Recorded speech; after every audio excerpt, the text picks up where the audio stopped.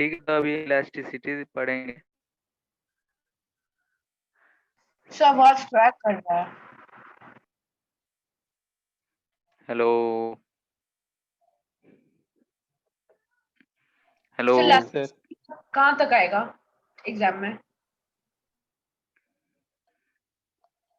कौन सा एग्जाम है? नेक्स्ट वीक जो है, सर इस हाफ वीक है। मतलब इसी वीक जो है ना, इन वीकेंड पे। Yes sir. तो हम तो अभी तक उसका सिलेबस नहीं देखे हैं। क्यूमुलेटिव है या पार्ट है? पार्ट।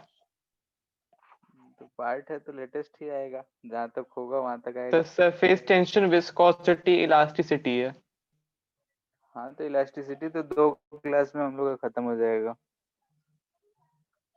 यानी पूरा आएगा इलास्टिसिटी। हाँ, लगभग पूरा ही आएगा। ठीक है, अभी आवाज आ रहा है क्या? पढ़ने लायक है? यस सर, अभी तो है पढ़ने लायक आवाज। ठीक है, तो वही देखते हैं। 7 से 7:15 के बाद तो और गंदा हो जाता है। अभी ये हाल है, तो अगर हो जाएगा तो बढ़िया है। ठीक है, तो इलास्टिसिटी इलास्टिसिटी टर्म से ही हम लोग क्या समझते हैं कि जैसे कि अगर हमारे मन में क्या आता है, स्प्रिंग टाइप का या फिर रबर रबर बैंड आता है। अगर उसको खींचते हैं तो इलास्टिसिटी कहने का मतलब यही होता है कि अगर हम उसको खींच रहे हैं या फिर उसको डिस्टर्ब कर रहे हैं हम, यानी कि कोई भी बॉडी होगा, अगर हम उसका शेप को, ओरिजिनल कॉन्फ़िगरेशन को अगर हम चेंज कर रहे हैं, डिस्टोर्ट कर रहे हैं और वो फिर से अपने ओरिजिनल शेप में आ जाए, तो हम बोलते हैं कोई इलास्टिक है।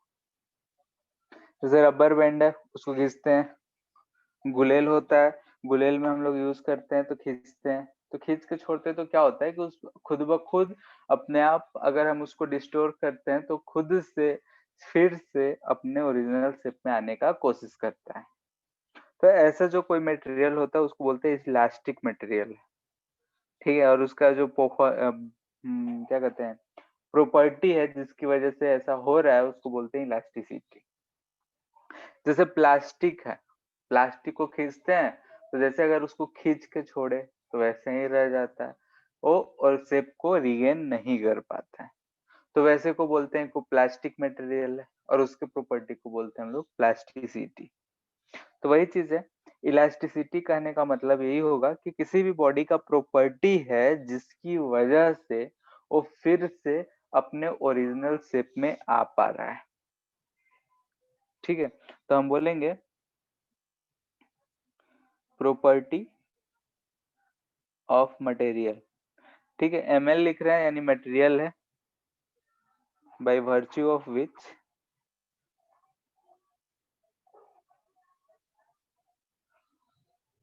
it regains its original configuration। ठीक है, ओरिजिनल कॉन्फ़िगरेशन यानी शेप साइज जैसे भी हम लोग इसको डिस्टर्ब करे होंगे,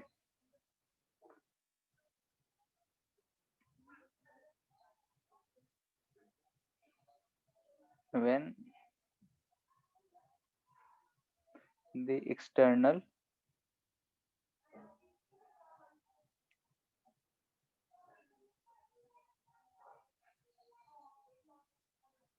is removed।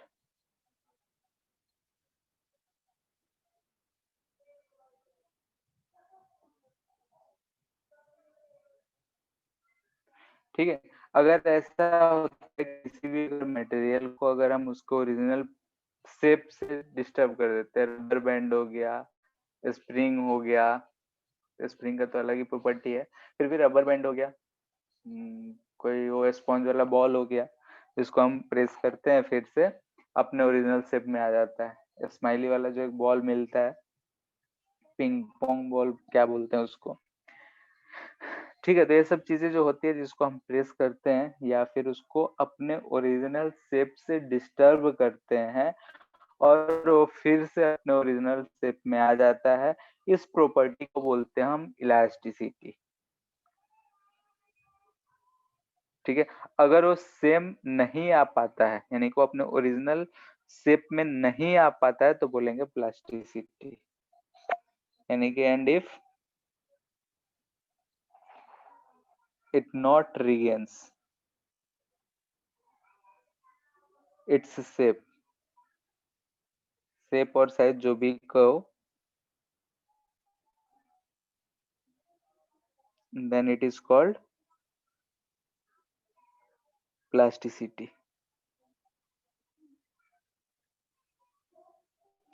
ठीक है, तो इलास्टिसिटी और प्लास्टिसिटी, जो मटेरियल इलास्टिसिटी जिसके अंदर होगा उसको बोलेंगे इलास्टिक मटेरियल है, जिसके अंदर प्लास्टिसिटी प्रॉपर्टी होगा उसको बोलेंगे कि प्लास्टिक मटेरियल है।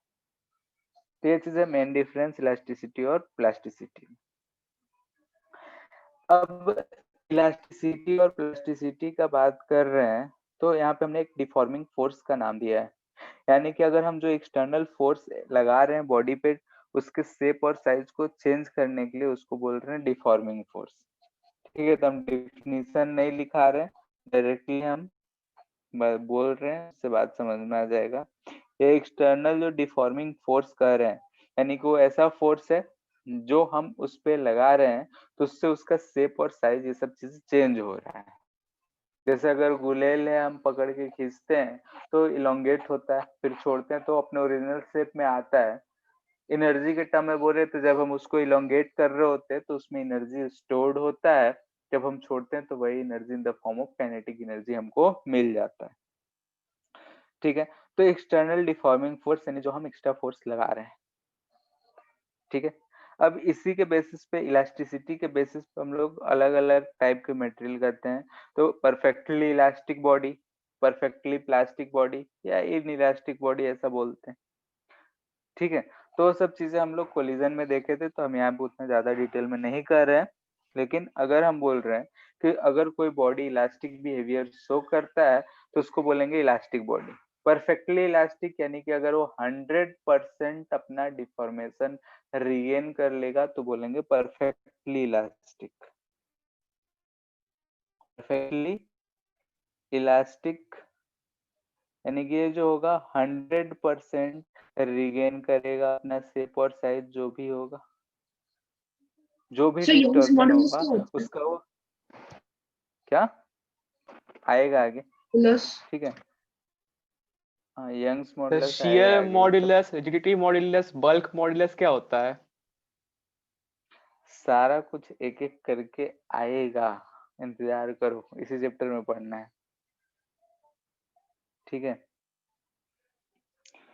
फिलहाल देखते हैं परफेक्टली इलास्टिक। परफेक्टली इलास्टिक कहेंगे यानी कि 100% कर जाएगा। वैसे ही परफेक्टली प्लास्टिक बॉडी, ठीक है, तो इसमें 0% रीगेन होगा, यानी कि परफेक्टली इलास्टिक कहेंगे तो 100% रीगेन, परफेक्टली प्लास्टिक कहेंगे तो 0% रीगेन। ठीक है, तो ये सब सिंपल सिंपल थोड़ा सा ओवरव्यू है। अब देखते हैं कॉज इलास्टिसिटी। ठीक है, आखिर इसका कॉज क्या है? तो एटॉमिक स्ट्रक्चर हो गया है क्या तुम लोग का? हेलो, तो ये ग्राफ केमिकल बॉन्डिंग में था। केमिकल बॉन्डिंग में था, चलो जिसमें भी था ये वाला, हमको जहाँ तक याद आ रहा है एटॉमिक स्ट्रक्चर में पढ़े थे आर स्टार, जो भी है, potential energy versus distance curve. ठीक है, ये जो कर्व था दो मॉलिक्यूल्स यानी दो मॉलिक्यूल्स के बीच के दूरी को रिप्रेजेंट करा करता था। तो मान लेते हैं एक मॉलिक्यूल को यहाँ पे हमने फिक्स कर दिया है, दूसरा मॉलिक्यूल जो है सबसे कम एनर्जी यहाँ पे है, तो ये यहाँ पे है, और ये जो डिस्टेंस है, ये जो डिस्टेंस आता है इसको हम लोग बोलते हैं आर स्टार। स्टार से रिप्रेजेंट करते हैं मोस्ट स्टेबल डिस्टेंस होता है। ठीक है, ऐसा है, ये दो मॉलिक्यूल्स यानी कि अगर हम मान लेते हैं कि कोई ऐसा इलास्टिक रबर ही है, रबर बैंड है, उसी के दो मॉलिक्यूल्स के बीच का दूरी का बात कर रहे हैं। अगर हम इसको ऐसे खींच रहे हैं दोनों तरफ से, मान लेते हैं पकड़ के कोई फोर्स लगा रहे हैं, तो इन दोनों मॉलिक्यूल्स के बीच के दूरी को हम बढ़ा रहे हैं। तो ध्यान से देखें, तो हम अगर यहाँ पे ऐसे खींच रहे हैं तो ये मॉलिक्यूल, इसको हम यहीं पे फिक्स्ड मान रहे हैं इसको, ठीक है, इसको हम चेंज नहीं कर रहे हैं। ये अगर दूरी बढ़ रहा है तो यहाँ पे आ जाएगा। अगर वो उधर की तरफ यानी कि दोनों के बीच का दूरी बढ़ रहा है तो उसके करस्पॉन्डिंग अगर पोटेंशियल देख रहे हैं तो हमको बढ़ता हुआ दिख रहा है, यानी कि मोर नेगेटिव से और कम नेगेटिव की तरफ जा रहे हैं, यानी कि इसका जो एनर्जी है वो बढ़ रहा है। एनर्जी बढ़ रहा है यानी कि स्टेबिलिटी घट रहा है। ऊपर से फोर्स हम लोग पढ़े थे कि माइनस du/dx होता है, ठीक है, यानी कि अगर हम फोर्स का डायरेक्शन देखें यहाँ पे, तो यहाँ पे अगर फोर्स का डायरेक्शन देख रहे हैं तो कैसा है, निगेटिव डायरेक्शन, निगेटिव आ रहा है, स्लोप पॉजिटिव है, माइनस लगा हुआ है तो निगेटिव है। निगेटिव यानी कि यहाँ पे फोर्स इधर लग रहा है। और वैसे भी जब पोटेंशियल एनर्जी का ऐसा कर्व होता है तो स्टेबल इक्विलिब्रियम फॉर्म करता है, नहीं कि इक्विलिब्रियम की तरफ ले जाना चाहेगा, ठीक है। यानी कि ये जो फोर्स यहाँ पे एक्ट कर रहा है इसको हम लोग बोलते हैं रीस्टोरिंग फोर्स, ठीक है। ये जो फोर्स एक्ट कर रहा है इसको बोलते हैं हम लोग रीस्टोरिंग फोर्स, यानी कि अगर हम इसको इक्विलिब्रियम पोजीशन से हटा रहे हैं तो एक ऐसा कोई भी फोर्स किसी भी फॉर्म में लग रहा है, अट्रैक्टिव फोर्स लग रहा है जो उसको फिर से उस इक्विलिब्रियम पोजीशन पे ले जाना चाह रहा है। वैसे ही देखो, तो अगर हम इसको इधर की तरफ डिस्प्लेस करेंगे तो यहाँ पे करेंगे तो इधर की तरफ वो फोर्स लग रहा है, क्योंकि ये जो पोटेंशियल एनर्जी कर्व दिख रहा है तो ये स्टेबल कर्व दिख रहा है, यानी कि स्टेबल इक्विलिब्रियम हमको दिख रहा है, यानी कि दोनों मॉलिक्यूल्स जो हैं वो स्टेबल इक्विलिब्रियम में है। और हम जानते हैं कि जब कोई पार्टिकल स्टेबल इक्विलिब्रियम में होता है और हम उसके इक्विलिब्रियम पोजीशन से चेंज करते हैं तो फिर से अपने इक्विलिब्रियम पोजीशन पे आने का कोशिश करता है। तो वैसा ही हो रहा है कि अगर हम इस मॉलिक्यूल को या तो हम कंप्रेस करें हो, ठीक है, कंप्रेस किए होंगे तो दोनों मॉलिक्यूल के बीच का दूरी घटेगा, यानी कि यहाँ सेकंड पोजीशन बोल रहे हैं, ये फर्स्ट पोजीशन। इलोंगेट कर रहे हैं तो ऐसा हो रहा है, लेकिन वो किसी न किसी रेंज तक ही होगा। अगर हम ज्यादा इसको कंप्रेस कर देंगे तो इसका एनर्जी बहुत हाई हो जाता है, टूट के बिखर जाता है, ठीक है। कोई भी इलास्टिक मटेरियल अगर बहुत ज्यादा प्रेस कर देंगे तब भी दिक्कत है, क्योंकि वो मॉलिक्यूल जो एनर्जी उसका इतना बढ़ जाता है वो बिखर के अलग अलग हो जाता है, दिख रहा है कि एनर्जी इन्फिनिटी तक पहुंच जा रहा है। वैसे ही अगर हम इसका इलोंगेट करते हैं तो कुछ दूरी तक आएगा, जैसे यहाँ तक आया, ब्रेक कर जाएगा उसके बाद, ठीक है।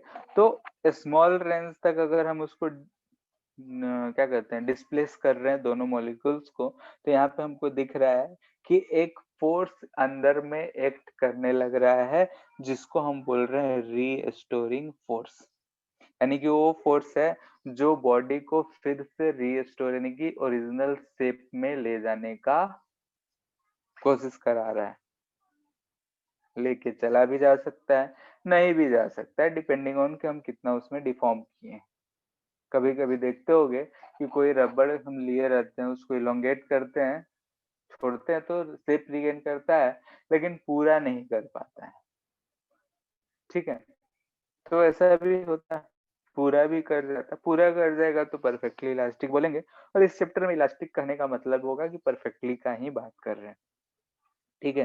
तो ये मॉलिक्यूलर लेवल पे हम लोगों ने देखा कि इस रीजन की वजह से इसमें जो है इलास्टिसिटी बॉडी में रहता है, जिसमें रिस्टोरिंग फोर्स जितना ज्यादा होगा उतना ही ज्यादा वो इलास्टिक होगा, ठीक है।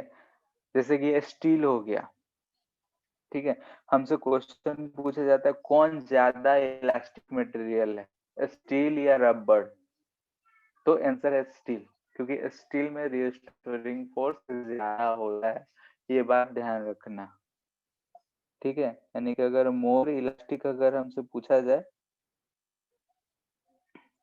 स्टील है और रबर है, ठीक है, तो स्टील ज्यादा होगा क्योंकि इसका रीस्टोरिंग फोर्स ज्यादा होता है, ठीक है। अगर उसको हम बहुत, हाँ ये है कि अगर हम ज्यादा उसको इलोंगेट कर देते हैं तो काम नहीं करता है, ज्यादा रेंज तक काम नहीं करता है, यानी कि नॉर्मली जो हम फोर्स लगाते हैं उससे उसके हम मॉलिक्यूल्स पे कोई इफेक्ट नहीं डाल पाते हैं, लेकिन स्टील का रिस्टोरिंग फोर्स बहुत ज्यादा होता है कम रेंज के लिए, तो स्टील जो होता है ज्यादा इलास्टिक होता है एज कम्पेयर टू रबर। इस बात का ध्यान रखना, ये क्वेश्चन पूछा भी जाता है। हमारे मन में क्या रहता है, रबर को तो आराम से घिस लेते हैं, स्टील तो होता ही नहीं, इसलिए मोस्टली लोग रबर मारते हैं, लेकिन स्टील है। क्यों? क्योंकि इसका रीस्टोरिंग फोर्स अगर हम थोड़ा सा डिस्प्लेस करते हैं तो ज्यादा होता है एज कम्पेयर टू रबर में जो रीस्टोरिंग फोर्स जनरेट होता है। ये रीजन है कॉज ऑफ इलास्टिसिटी। ठीक है, मॉलिक्यूल्स को अगर हम किसी भी बॉडी फोर्स लगाए, मॉलिक्यूल्स में डिस्प्लेसमेंट हो रहा है और वो मॉलिक्यूल अपना जगह छोड़ के नहीं जाने के लिए एक बदले में फोर्स लगाता है, यानी कि फिर से अपने स्टेबल इक्विलिब्रियम की तरफ जाना चाहता है। वो फोर्स की वजह से इलास्टिक बिहेवियर आता है, जिसमें वो फोर्स जितना ज्यादा होगा वो उतना ही ज्यादा इलास्टिक इन नेचर होगा। ठीक है, तो ये चीज था कि इलास्टिक क्या होता है, इलास्टिक मटेरियल कैसा होता है और किस बेसिस पे इलास्टिसिटी हम लोग कॉज क्या है उसका। ठीक है, इतना में अभी तक तो कोई दिक्कत नहीं होना चाहिए। नेक्स्ट है कि हम लोग इस सब को डिफाइन करने के लिए कुछ टर्म्स पढ़ते हैं। क्या इलास्टिक है तो जब फोर्स लगाते हैं तो कुछ ना कुछ चेंजेस आते हैं, कुछ ना कुछ उसमें इफेक्ट होता है, तो उन सब इफेक्ट्स को देखने के लिए हम लोग कुछ टर्म्स पढ़ते हैं। तो वही पहला टर्म है स्ट्रेस। ठीक है, स्ट्रेस हिंदी में तनाव कहते हैं। ठीक है, अगर ह्यूमन लाइफ का बात करें तो बहुत तरह के तनाव है।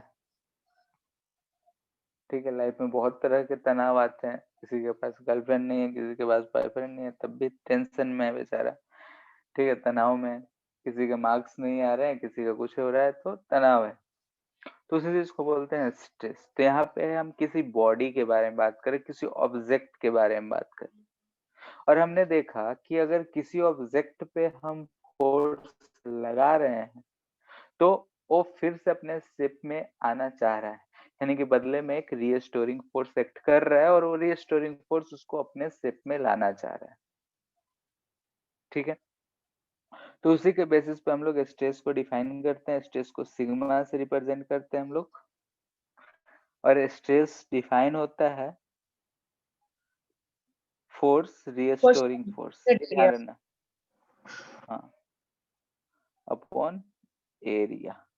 ठीक है, प्रेशर में और इसमें डिफरेंस इतना ही है कि वहां पे हम लोग अप्लाइड फोर्स परपेंडिकुलर टू, हाँ, और यहाँ पे कौन सा फोर्स है, रीस्टोरिंग फोर्स। जनरल केस में रीस्टोरिंग फोर्स अप्लाइड फोर्स के बराबर आता है जब तक कि टूट नहीं जाता है, क्योंकि मूवमेंट तो नहीं हो रहा है। इक्विलिब्रियम में अगर फोर्स लगाते हैं तो हम लोग इसको अप्लाइड फोर्स के बराबर ले लेते हैं कैलकुलेशन में, लेकिन ओरिजिनल डिफिनीशन क्या है, रीस्टोरिंग फोर्स अपॉन एरिया। ठीक है, नहीं किस एरिया पे एक्ट कर रहा है वो चीज। यूनिट अगर देखें तो यूनिट क्या है, यूनिट न्यूटन पर मीटर स्क्वायर या फिर पास्कल भी बोला जाता है। ठीक है, नहीं प्रेशर का ही यूनिट है, फोर्स अपॉन एरिया ही है, लेकिन यहाँ पर रीस्टोरिंग फोर्स है। अगर रीस्टोरिंग फोर्स एक्सटर्नल फोर्स के बराबर है तब तो कोई झंझट ही नहीं है, नहीं तो इसके अलग अलग टाइप्स। पहला लॉन्गिट्यूडनल, ठीक है, लॉन्गिट्यूडनल, सर या स्केलर फिर या इसी को वेक्टर? क्या होगा तुम बताओ। स्केलर। स्केलर,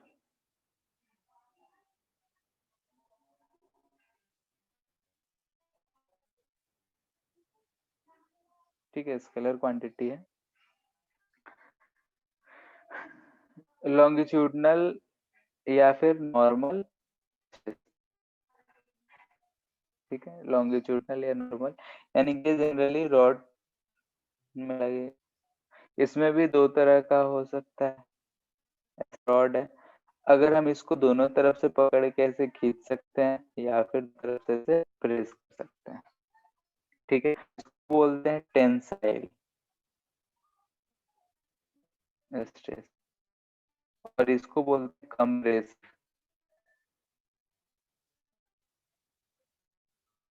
ठीक है, दोनों है नॉर्मल या लॉन्गिट्यूडनल स्ट्रेस के।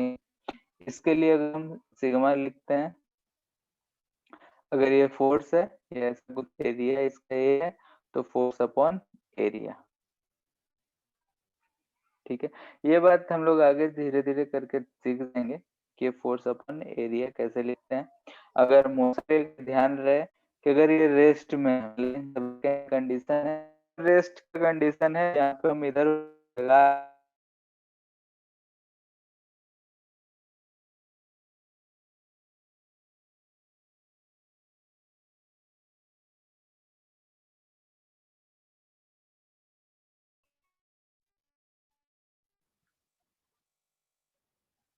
Hello screen yes sharing sir. बंद। Yes sir. सर 7:15 बज गए हैं। स्क्रीन अब आ रहा होगा। सर क्लास कितने बजे तक है? ऐसे तो 8:15 तक ही है, और जब तक हो जाए।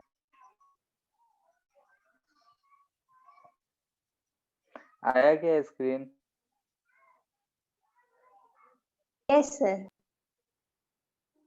ठीक है, तो अगर हम इसको यहाँ पे रेस्ट पे माने हैं, तो इधर की तरफ अगर हम अप्लाइड फोर्स लगा रहे हैं, तो पीछे की तरफ रेस्ट फोर्स जनरेट होता हुआ दिख रहा है। रेस्ट पे है तो दोनों फोर्स इक्वल ही मान लेते हैं, तो यहाँ पे हम फोर्स अपॉन एरिया दोनों केस में कह सकते हैं। सर ठीक एरिया है, किस ये चीज का चीज ले जो रहे है हैं? लॉन्ग वाला क्रॉस सेक्शनल एरिया जिसके पे लग रहा है, यहाँ पे भी ऐसा ही क्रॉस सेक्शनल एरिया। ठीक है, जितने एरिया पे वो फोर्स एक्ट कर रहा है उसी एरिया को लेंगे।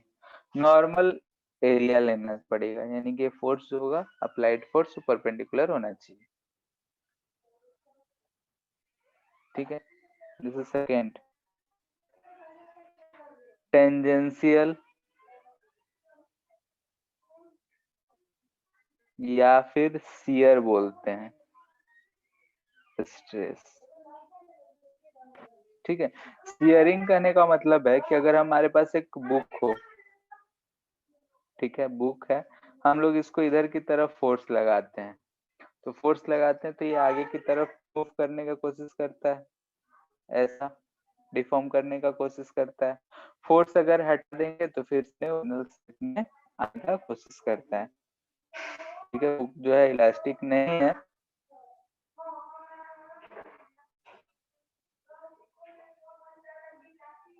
ऐसा फिर से अपने ओरिजिनल शेप में आने का कोशिश करता है। तो इस केस में ये एरिया है, इस पे हम ऐसा हॉरिजेंटल फोर्स लगा रहे हैं, तो यहाँ पे हम टेंजेंशियल स्ट्रेस या शियर स्ट्रेस का बात कर रहे हैं। तो ये जो हम स्ट्रेस लिखते हैं यहाँ पे शियर, ये लिखेंगे अप्लाइड फोर्स अपॉन एरिया। ठीक है, यहाँ पे जो हम फोर्स लिख रहे हैं टेंसल, यहाँ पे नॉर्मल है तो यहाँ पे नॉर्मल ही लेंगे। जैसे एक एग्जांपल देखते हैं, मान लेते हैं कि एक हमारे पास ऐसा ब्लॉक है, ठीक है, एक फोर्स मान लेते हैं कि ऐसा एक्ट कर रहा है, ठीक है, सरफेस पे ऐसा एक फोर्स एक्ट कर रहा है। ठीक है, अगर देखेंगे तो इधर की तरफ आएगा, ये एंगल थीटा है, तो एक फोर्स का कंपोनेंट इधर होगा और एक फोर्स का कंपोनेंट इधर होगा, यानी कि अगर F है तो ये F टेंजेंशियल और ये F जो होगा नॉर्मल होगा। यानी कि अगर ये F है, ये एंगल थीटा है, तो हमको ये F cos थीटा दिख रहा है, ये F sin थीटा दिख रहा है, और एरिया दोनों केस में यही वाला लेंगे। ठीक है, तो अगर नॉर्मल लिखना होगा तो हम क्या लिखेंगे, F cos theta by A, और टेंजेंशियल लिखना होगा तो F sin थीटा बाई। ठीक है, तो टेंजेंशियल और लॉन्गिट्यूडनल या शियर या फिर ये चीज लिखना है, तो हमको सिंपल सा किस शेप में कैसे डिस्टर्ब हो रहा है बस वही फोर्स लिखना होता है।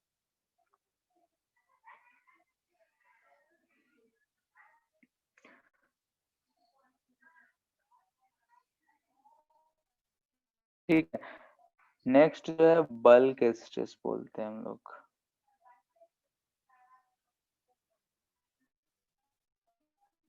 बल्क स्ट्रेस, बल्क यानी कि पूरे वॉल्यूम का बात हो रहा है। जैसे कि अगर हमारे पास कोई एक ऐसा कोई भी किसी भी शेप का कोई भी एक मटेरियल है, ठीक है, हम इस पे चारों तरफ से ऐसे फोर्स लगा रहे हैं, ठीक है, मान लेते हैं कोई बलून ही है, उसको हम पानी में डुबो दिए, तो ऐसे चारों तरफ से इस पे फोर्स लग रहा होगा और इसका शेप जो है ऐसा कुछ छोटा सा हो जाएगा, ठीक है, साइज जो है इसमें चेंज हो गया। तो साइज अगर इसमें चेंज हुआ तो इसमें चेंज हो रहा है वॉल्यूम, ठीक है। इस केस में जो चेंज हो रहा है वो हो रहा है वॉल्यूम, यानी कि ये जो हम फोर्स लगाए और इस फोर्स जो है इस सरफेस के पूरे एरिया पे चेंज लग रहा है, तो हम लोग बल्क स्ट्रेस को जनरली प्रेशर भी लिख देते हैं,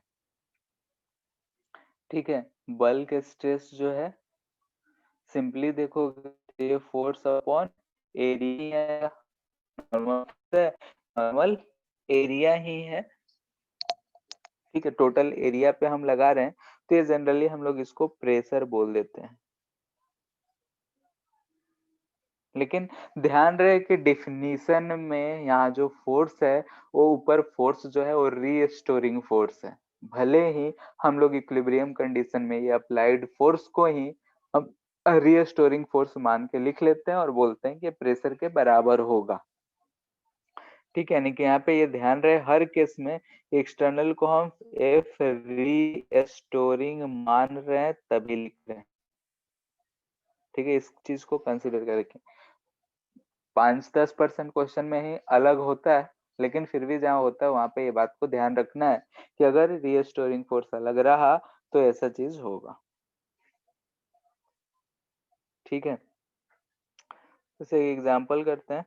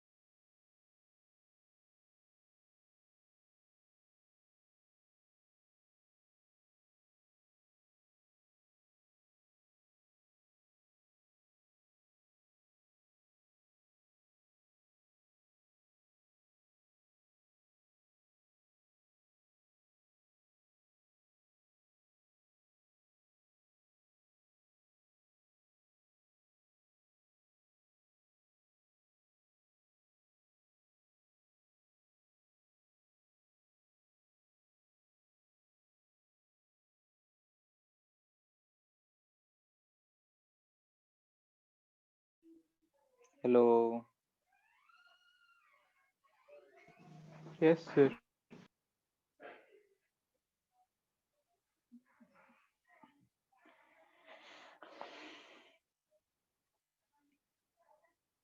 अभी किसका एग्जाम चल रहा है? अभी खत्म नहीं हुआ? आयप्पा में चल रहा है अप्रैल सर। में चल रहा है सर। और कब तक है? इस वीक होगा पूरा। ठीक है, नेक्स्ट वीक से तो कोई दिक्कत नहीं होगा। कितना है बताओ? सर क्वेश्चन ही नहीं सुनाई दिया था। अच्छा, एक ऐसा है, मान लेते हैं रॉड है जिसका ये क्रॉस सेक्शनल एरिया ए है, ठीक है। ऐसा एक शेप दे रखा है और पूछ रहा है कि इस वाले पे स्ट्रेस कितना लग रहा होगा, नॉर्मल स्ट्रेस, जबकि फोर्स जो है ऐसा नॉर्मली हमको इस सरफेस पे ऐसा लग रहा है।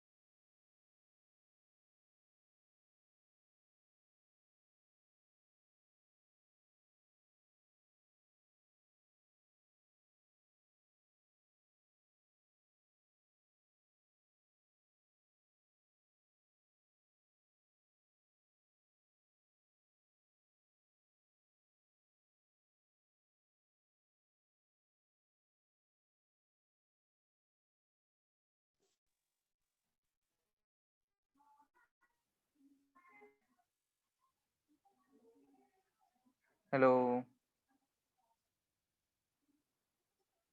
हेलो। Yes sir.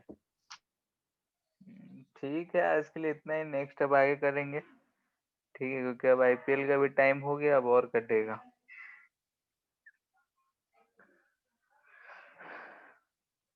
ठीक है, तो नेक्स्ट हम लोग को इसमें स्ट्रेन पढ़ना है, उसके बाद इस पे क्वेश्चंस, बहुत ही इजी क्वेश्चन रहता है। नेक्स्ट क्लास में लगभग 80-90% खत्म हो जाएगा। कल 1:30 है, इस समय ज्यादा कोई डिस्टरबेंस नहीं होगा।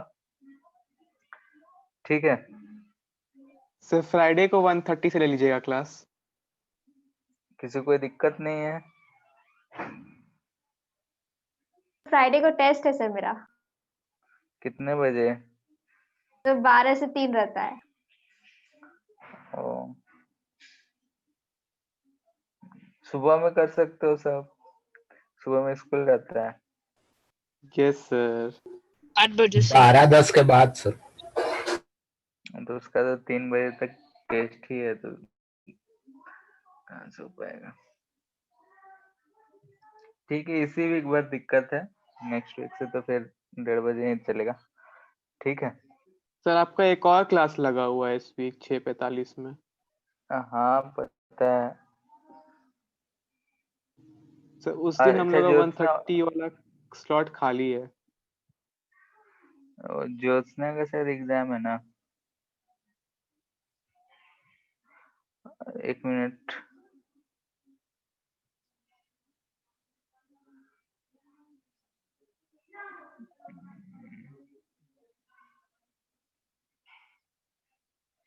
थर्सडे को शायद है।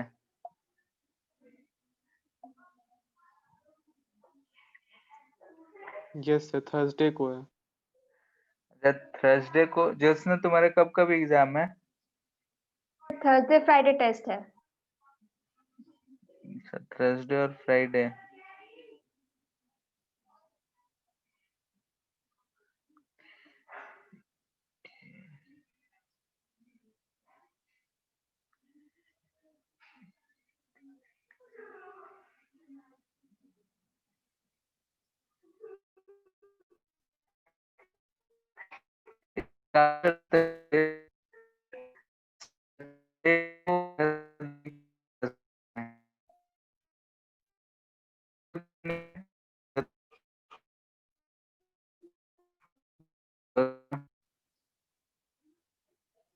हेलो। हाँ सर, क्या बोले कुछ समझ अभी नहीं आवाज आया। आया। बोले कि सैटरडे को तो कोई क्लास टेस्ट नहीं ना है। No sir. No sir. ठीक है, तो वही थर्सडे वाला हम अतुल सर से बात करके एक्सचेंज कर लेंगे, नहीं तो हम सैटरडे को ले लेंगे, वो थर्सडे को ले लेंगे। ठीक है।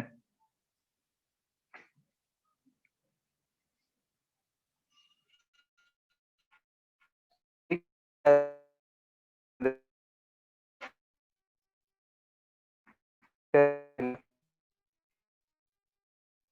हेलो। Yes sir.